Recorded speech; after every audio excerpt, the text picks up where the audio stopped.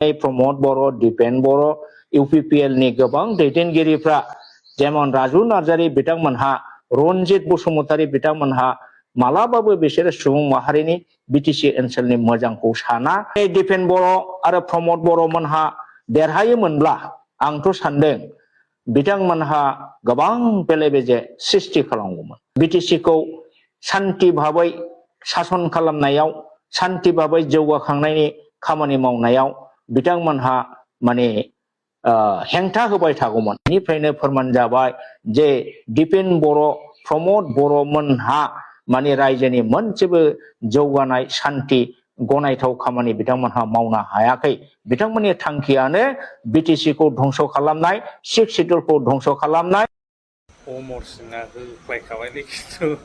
दिपेन बर' प्रमद बर'मोनखौ होख्लायखाबाय खिन्थु नोंथांमोना नायलांबानो जाबाय जोंनि बे बिटिसिनि 15टा जेनाखि जोंहा एसेम्बलि जे सीट दंमोन बे एमएलए सीटनि बिथोराव जोंहा 14 जना देरहानो हादों बीपीएफ आरो एनडीए जेनाखि हान्जा मित्रजोट जायखौ होनना बुङो बीजेपी जों एजीपी आरो बीपीएफ मोनथामनि जयै जोंहा 15 जन कैंडिडेट होदोंमोन बेनि बिथोराव प्राय 14 जनानो देरहानो हादों दा गिबि गिबियाव आङो जोंनि देरहासार जानो हानाय जोंनि बीपीएफ काम जे बीजेपी बिथांमोन कैंडिडेट जाय कैंडिडेट बिथांमोनहा रायजोनि भटखौ गोबां बोनो हानानै देरहानो हाबाय बिथांमोननिसिम जोङो अल बड' सिनियर सिटिजेन्स फरामनि जानानै बिथांमोनखौ गोसो गोथारै बरायबाय आजावबाय आरो बिथांमोनखौ देरहासार जानायनि थाखाय जोङो साबायखरबो बावबाय दा बे इलेक्शना मोनसे जोंनि बिटिसि ओनसोलनि रायजो राजाफोरनो मोनसे गोनां मेसेज होदों बे मेसेजआनो जाहैबाय जोंनि बीपीएफ जेनाखि राजनीति हान्जा जाय राजनीति हान्जाखौ जोङो अल बड' सिनियर सिटिजेन फरामनिफ्राय सापर्ट होबोगासिनो दङ मानो सापर्ट होदों होननानै बुङोब्ला जे बीपीएफ हान्जाया बा बिसेसकै हाग्रामा महिलारी बिथाङा 2003 निफ्राय बिटिसि ओनसोलाव जेरैबायदि ट्रेमेन्डास गोबां जे जौगानायनि हाबा मावबोदों आरो बर' हारिनि बा बिटिसि ओनसोलनि रायजो राजानि थाखाय गोबां मोजां मोजां खामानि मावबोदों डेभेलपमेन्टेल खामानि एडुकेशनल इन्स्टिट्यूशन गोबां गभर्नमेन्टनि जे इनफ्रास्ट्राक्चार बिथांमोनहा जे बानायबोदों बेखौ नोजोर बोनानै जोङो जेब्लाबो बीपीएफखौ सापर्ट होबोबाय थादों रायजो राजाया आरो बे हिसाबै थांनाय 2021 आव परिबर्तननि नामाव प्रमद बर' बिथाङा हाग्रामा महिलारी बीपीएफ पार्टीनि एगेन्स्टै गोबां गाज्रि प्रचार खालामनानै खुनुरुखुम बिथांमोनहा 11 जन देरहानानै हेमन्त बिश्व शर्मा बा बीजेपीनि अननायाव सरकार दानो हादोंमोन नाथाय जोङो नुनो मोनबाय 5 बोसोरनि गेजेराव प्रमद बर'नि इउपिपिएल सरकारा माने जेबो खामानि मावनो हायैलाय बिथांमोननि खामानि मावनायखौ नोजोर होनानै रायजो राजाया नेक्स्ट थांनाय 2025 नि जेनाखि बिटिसि इलेक्शन बेवहाय इउपिपिएल सरकारखौ नेवसिनानै रिजेक्ट खालामनानै जोगारनानै आरो फिन हाग्रामा महिलारीखौनो देरहा होफिनदों जायनि फलाव 40 जननि जायगायाव 28 जन एमसीएलए देरहानानै हाग्रामा महिलारी बिथाङा ग्रेब सरकार दानो हाफिनदों बेफोरनो दिनै फोरमान होयो जे बिटिसि ओनसोलनि बर' रायजो राजाया सोर मोनसे हान्जाखौ मोजां मोनो आरो मानि थाखाय मोजां मोनो बेयो रोखा जाबाय दिनै जे हाग्रामा महिलारी बिथाङानो बा बीपीएफ हान्जायानो बिटिसि ओनसोलनि सुबुंफोरनि थाखाय रायजो राजानि थाखाय निश्चय साबसिन खामानि मावगासिनो दङ आरो इयुनावबो निश्चय बिथांमोनहा मावलांगोन नंखायनो रायजो राजाया प्रमद बर'नि बे 5 बोसोर जेनाखि थगायनायनि गभर्नमेन्टमोन रायजोफोरखौ थगायबोदोंमोन हाजार बिजार मिसा खोथा बुंबोनाय बिनि फिथाइखौ थांनाय बिटिसि इलेक्शनाव होदों आरो बिटिसि इलेक्शननि उनावहाय ग्रेन्ड सक्सेस बिथां हाग्रामा महिलारीया देरहासार जाफुंसारनायनि उनाव नै दानि एमएलए इलेक्शनावबो हाग्रामा महिलारी बिथाङा गावनि बीपीएफ कैंडिडेट 10 जन एमएलए दिनै बिथाङा देरहाहोनो हादों आरो बीजेपीनि 7 MLA बिथांमोनहा देरहानो हादों दा बे हिसाबै जोङो बेखौनो दिनै बुंनो हायो जे हाग्रामा महिलारि दैदेननाय BPF हान्जायानो रायजोनि गेजेराव बांसिन आदर मोजां मोनजानाय हान्जा आरो बे हिसाबैनो BPF नि केन्डिडेटआ गासिबो देरहाजोबदों खालि पर्बतजरानि सासेल' जेनदों दा बे जिनिसा रोखा जाबाय जे प्रमद बर' दिपेन बर' बिथांमोननि दैदेननाय जे UPPL बे UPPL आ BTC नि ओनसोलनि रायजो राजानि सायाव बिथांमोनहा जायगा गैला बे जिनिसखौ जोङो दिनै फोरमान जादों दिपेन बर' बिथाङा गावखौनो 25 बोसोर बर' हारिनि थाखाय आङो मावबोबाय खामानि सेक्रिफाइस खालामबोबाय बिहोमा होबोबाय बे हिसाबै गावखौ माने फ्रियै आनकन्टेस्ट भाबै देरहाजानो लुबैनायखौ बिथाङा फोरमायदोंमोन नाथाय बिथांजों कन्टेस्ट खालामबाय BPF नि जाहा रिहन दैमारि सार बिथाङा दिनै रिहन दैमारिया आगोलावबो गोबां MLA जाबोबाय EM जाबोबाय आरो मन्थ्रिबो केबिनेट मन्थ्रिबो बिथाङा जाबोबाय दिनै बिथाङा रायजो राजानि गेजेराव जेनाखि मोजां खामानि मावबोगासिनो दं आरो मावबावगोन बेखौ नोजोर बोनानै रायजोआ आरोबाव फिन दिपेन बर'खौ जोगारनानै रिहन दैमारि बिथांखौनो दिनै देरहाहोफिननायखौ जों नुनो मोनदों दा बिनिफ्रायनो जों बुजिनो मोनो निश्चय रायजो राजाया मानो रिहन दैमारिनो भट होदों बेनो जाहैबाय रिहन दैमारि बिथाङा रायजो राजानि गोबां खामानि मावदों रायजो राजाखौ गोजोन होदों जायनि फलाव एबसुनि प्रेसिडेन्टनिफ्राय ओंखारनानै फैनानै दिपेन बर'आ दारायदोंब्लाबो माने बिथाङा जेननो गोनां जादों दा बिनिफ्राय फोरमान जायो दिपेन बर' बिथांनि सायाव रायजो राजाहा सेरोखोम अननाय मोजां मोननाय सापर्ट गैया दा आंथ' बुंनो लुबैबावदों प्रमद बर' आरो दिपेन बर' बिथां सानैया जेननाया BTC ओनसोलनि रायजो राजानि BTC नि आरो बर' हारिनि थाखाय जोबोद मोजां बाथ्रासो जादों होननानै आं बुंनो लुबैयो मानो होननानै बुङोबा दिपेन बर' प्रमद बर' बिथांमोनहा बर' हारिनि माहारियारि आफादनि दैदेनगिरि जाबोनानै आगोलनिफ्रायनो बिथांमोनहा हारिखौ थगायबोदों हारिनि मोनबो मोजां बिथांमोनहा मावबोनो हायाखै बिथांमोनहा गावसोरखौ माहारियारि आफादनि दैदेनगिरि हारिनि थाखाय मावग्रा होनो नाथाय सिङाव बिथांमोनहा हारिनि बेरेखा मावबोनायखौसो जोङो नुबोगासिनो दङ दिनै रायजो राजा बिथांमोनहा बेखौ रोखा मिथिगौ थांनाय डिलिमिटेसनाव दानि जेनाखि एसेम्बलि सेगमेन्ट बा नोङो MP नि सेगमेन्ट जादों बेवहाय बे दिपेन बर' प्रमद बर'मोननि रला जोबोद माने गाज्रि जादों बिथांमोनहा दानि जेनाखि कनस्टिटिउन्सि डिलिमिटेसन जानायाव माने जोंनि BTC ओनसोलनि मोजांनि थाखाय मोनसेबो बिथांमोनहा खामानि मावाखै नाथाय बिथांमोनहा गभर्नमेन्टजों BJP सरकारजों सिं सिं लोगो जानानै बिसोर जा मावनानै होयो बेखौनो बिथांमोनहा गनायनानै लानानै जों लुबैनाय बादि जाबाय होननानै बिथांमोनहा डिलिमिटेसन डिक्लेयार होयोबा माने फरखा गावनानै बेदर आखाइ जाबावनायखौसो जों नुनो मोनदों दा बबे खेथ्रआव दानि डिलिमिटेसनखौ बिथांमोनहा जों लुबैनाय बादि जाबाय होननानै बुंनो हायो दा बेफोर बिराद दुखु गोनां बाथ्रा नोंथांमोनहा दानि थांनाय डिलिमिटेसननि स्ट्राक्चारखौ नायोब्ला आसरित गोमोथाव जागोन बे मालाबाबो गनायथाव जाया दिनै बावखुंग्रि समष्टि दिनै पर्बतजरा समष्टिखौ नाय माने बिसोरनि जेनाखि स्ट्राक्चार महर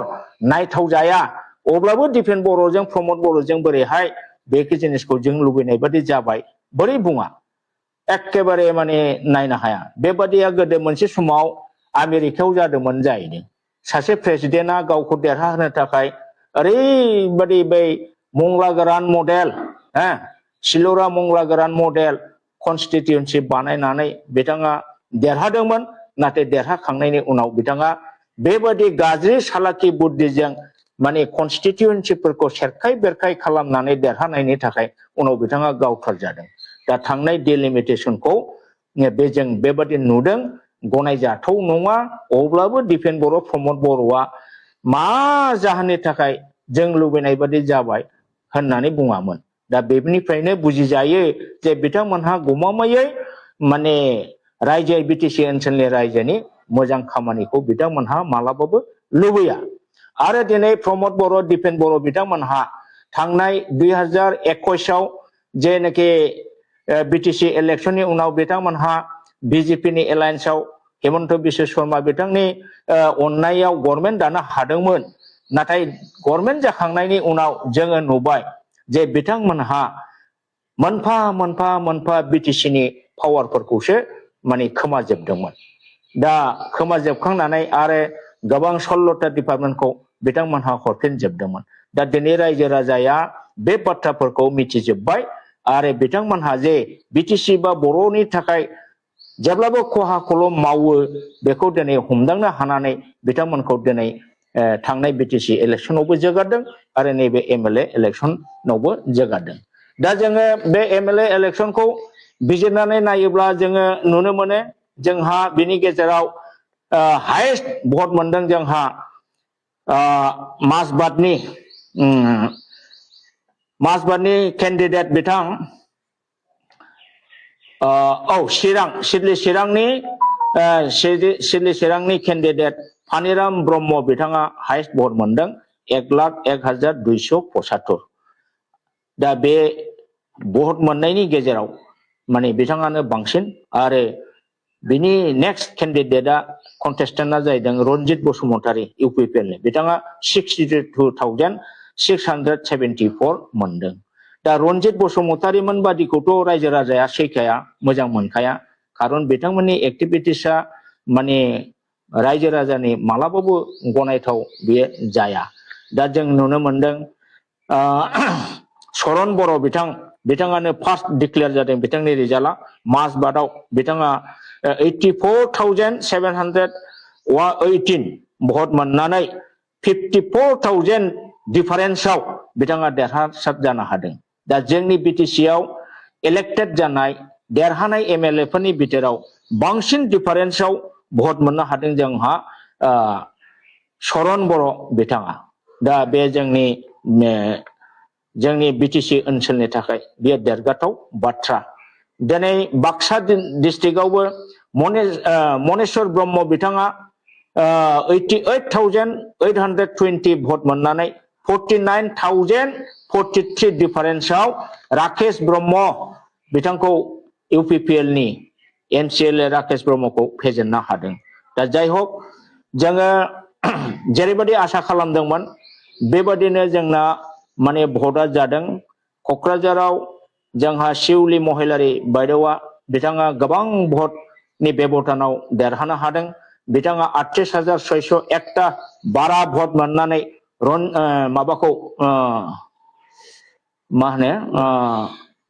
लरेन्स इस्लारिखौ माने फेजेननो हादों जोंहा शिउली महिलारी बायदेवा मोनदों 74,818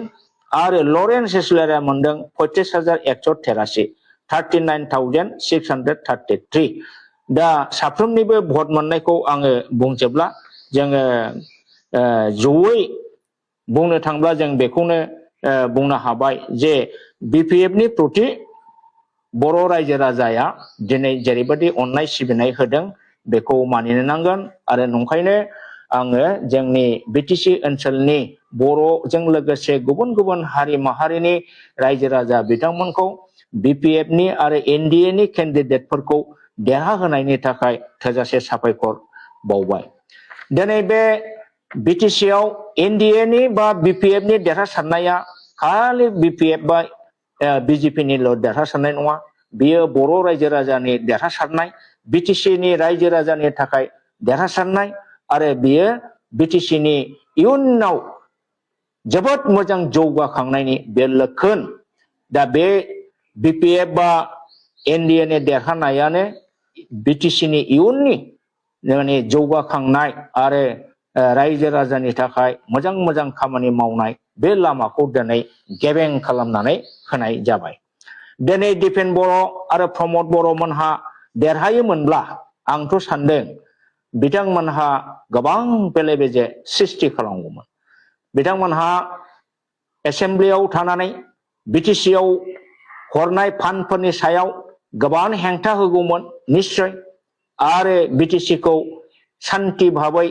शासन खालामनायाव शान्ति भाबै जौगाखांनायनि खामानि मावनायाव बिथांमोनहा माने हेंथा होबाय थागौमोन बायदि रोखोमनि जेंना सृष्टि खालामबाय थागौमोन दिनै बिथांमोनहा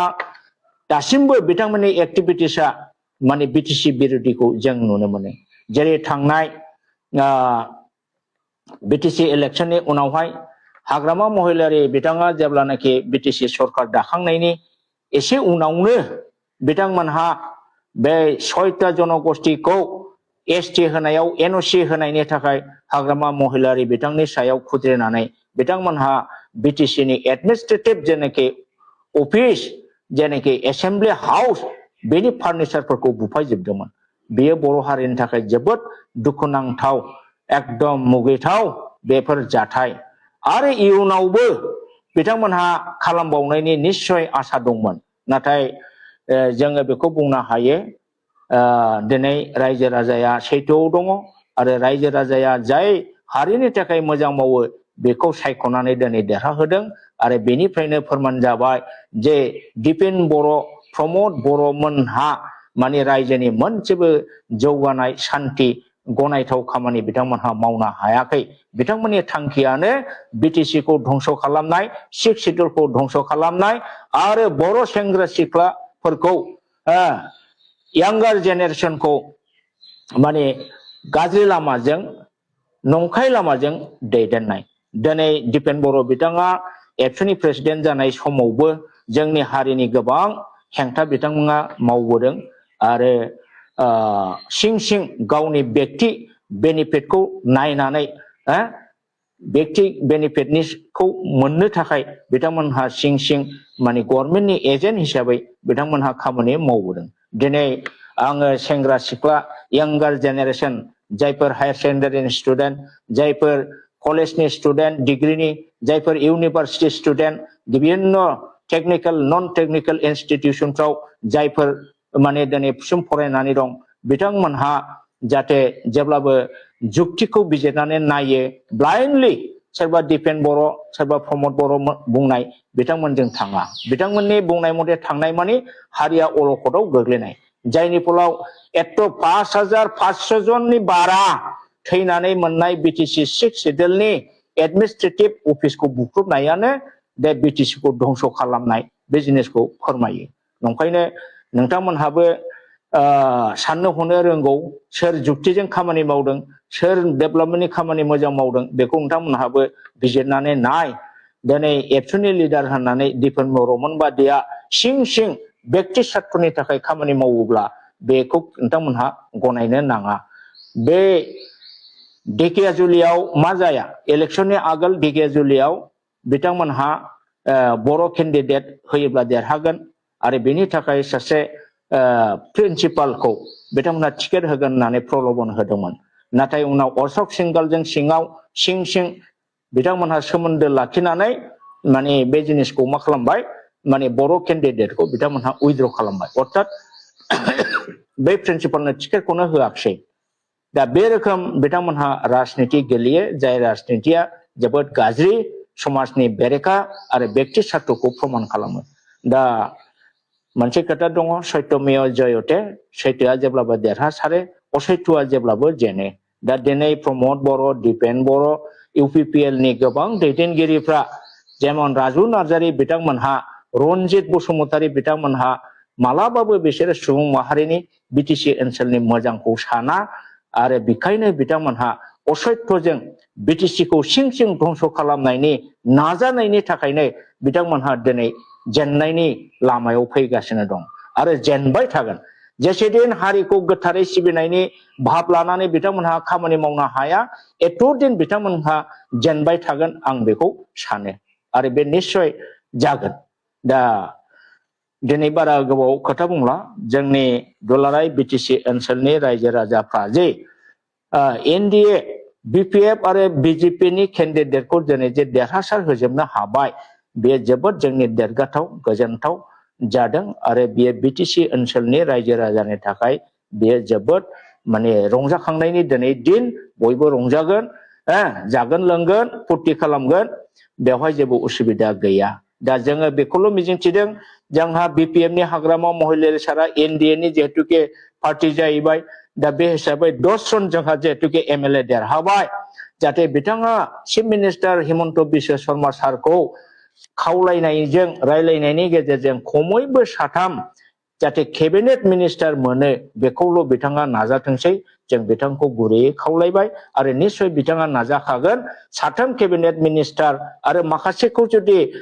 स्टेट मिनिस्टार रेंकनि मोनब्लाबो जोंहा बिटिसि ओनसोला गोबां जौगासारगोन जों बेखौ मिजिंथिनो हायो दा हाग्रामा महिलारि बिथांखौ आं खावलायबाय बिथाङा जाहाथे दा 2003 निफ्राय दिनैसिम रायजोनि जेरै मोजां मावबोगासिनो दङ बेबादि बिथाङा मावलांबाय थाथों मावनो हाथों आं बेखौ इसोरनि खाथियाव आरज गाबबाय आरो बिथाङा बेबादिनो रायजो राजाखौ मोजां खामानि मावनायनि दारै बयखौबो गावनि गुवार गोसोजों बजबनानै लानानै गुबुन गुबुन हारि माहारिनि मानसिफोरखौ लानानै बिटिसि खौ जौगाखांनायनि जाहाथे मोजां मोजां खामानि मावलांनो हायो बेखौ आङो मिजिंथिनानै